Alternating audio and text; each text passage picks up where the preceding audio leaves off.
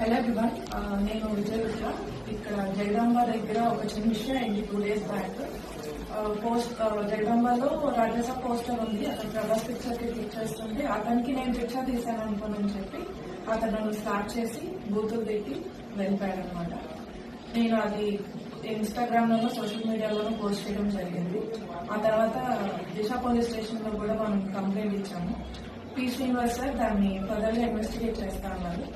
Next దాన్ని Diwakar sir కొంచెం ముందుకు తీసుకెళ్లారు. అతను నేను ఇచ్చిన పిక్చర్ కానీ ఏమీ క్లారిటీ లేదు, కంప్లైంట్ కూడా నేనేం ఫైల్ చేయలేదు. బట్ సార్ దాన్ని చాలా స్ట్రాంగ్ గా తీసుకొని Vizag is the safest place లో ఉందని చెప్పి చాలా స్ట్రాంగ్ గా ముందుకు తీసుకెళ్లారనమాట.